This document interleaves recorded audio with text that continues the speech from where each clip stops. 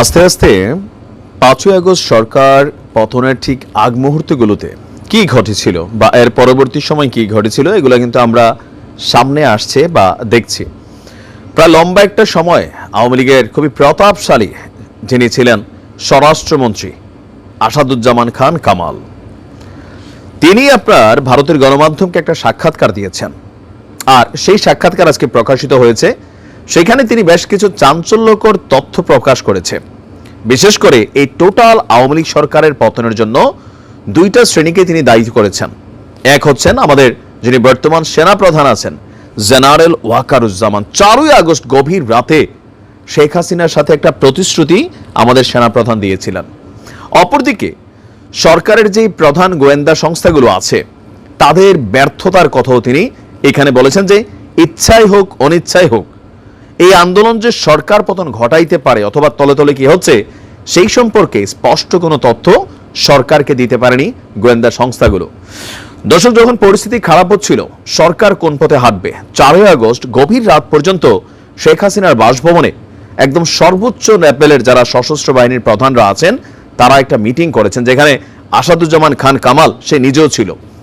তো সেখানে যে কোনো মূল্যে শেখ হাসিনাকে সুরক্ষা দেওয়া এবং তার সেফটি নিশ্চিত করা, এটার নিরাপত্তার ইস্যুতে শেখ হাসিনাকে এবং স্বরাষ্ট্রমন্ত্রীকে প্রতিশ্রুতি দিয়েছিলেন আমাদের সেনাপ্রধান জেনারেল ওয়াকারুজ্জামান। কিন্তু পরের দিন ঘটনাটা ঘটছে উল্টা। এখন সেনাপ্রধান কেন আসলে নিরাপত্তা দিতে পারেন নাই, পরের দিন যা ঘটছে, এদিন যদি আসলে সেনাবাহিনী মাঠে দাঁড়াইতো, ওই দিনের যে মুভমেন্ট ছিল সেনাবাহিনীর বিপরীতে মানুষ দাঁড়াই যেত, হাজার হাজার মানুষ মরত, দিন শেষে সেনাবাহিনীর পরিণতিও অনেকটা পুলিশের মতন হতো অথবা মিয়ানমারের মতন হয়ে যেত, যে দুইটা গোষ্ঠী তৈরি হয়ে যেত। ইভেন আপনারা ছাত্রদের যদি কথা শুনে থাকেন, ছাত্ররা বলছিল যে সশস্ত্র সংগ্রামেরও তাদের প্রস্তুতি আছে। তার মানে এই বৈষম্য বিরোধী আন্দোলনের একটা প্ল্যাটফর্মের মধ্যে মেশিনারিজ ছিল কারোর কাছে। এটা কিন্তু এখন অনেকটা ধোঁয়াশা রয়ে গেছে, এটা নিয়ে কেউ কথা বলে না। উপদেষ্টা আসিফই সম্ভবত বলছিল যে সশস্ত্র তাদের একটা প্রস্তুতি ছিল। এখন সেই সশস্ত্র প্রস্তুতিটা কিভাবে হইতো?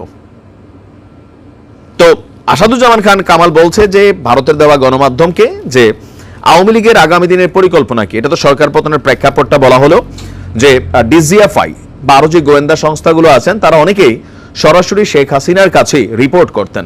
সেই রিপোর্টের একটা সার সংক্ষেপ আসে স্বরাষ্ট্রমন্ত্রীর কাছে। তো এখানে গোয়েন্দাদের ব্যর্থতার পাশাপাশি বর্তমানে আওয়ামী লীগের করণীয় হচ্ছে তিনি শেখ হাসিনার সাথে যোগাযোগ করছেন। শেখ হাসিনার সাথে সরাসরি ভারতে কারোরই সাক্ষাৎ হয়নি, তিনি বিশেষ একটা প্রটোকলের মধ্যে আছেন অথবা সিকিউরিটির মধ্যে আছেন। তো কিভাবে এই পরিস্থিতিকে কাভার করা যায়?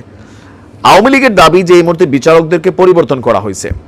তো বিচারকরা কখনোই এই দেশে নিরপেক্ষ আসলে হইতে পারে না, এটা এক ধরনের অভিযোগ সবসময় আমরা দেখছি। এখন ভারতের কাছে আওয়ামী লীগের প্রত্যাশা ভারত বাংলাদেশকে চাপ দিবে কূটনৈতিকভাবে দিয়া বিচারিক প্রক্রিয়াটা যেন স্বচ্ছ হয়। এগুলা আসলে কি কাজে দেবে?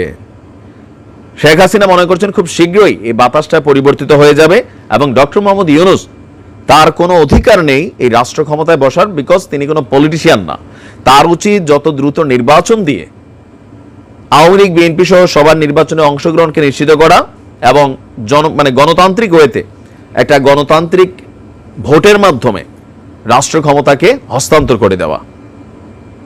এখন এই যে টোটাল অ্যাক্টিভিটিসগুলো সামনে আসছে, তো আমি সেনাপ্রধানের ইস্যুটাতে বলি যে সেনাপ্রধান ওই দিন প্রতিশ্রুতি রাখতে গেলে বাংলাদেশে আরেকটা 1971 না হোক 25শে মার্চের মতন একটা ঘটনা ঘটে যেত। সেনাপ্রধানের ওই দিনের সিদ্ধান্ত কখনোই ভুল ছিল না, এটা আমার পয়েন্ট অফ ভিউতে। কারণ আর্মি তার কথায় যে সবাই রাজি হতো তাও না, জুনিয়র অফিসারদের মধ্যে এখানে বিক্ষোভ ছিল।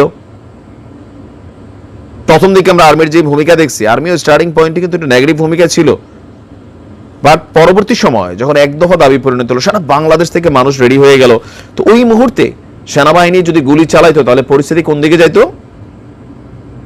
আরো খারাপই হইতো। তো এখন সরকার পতনের পিছনে সেনাপ্রধান আসলে কার প্রতি দায়িত্ব পালন করছে?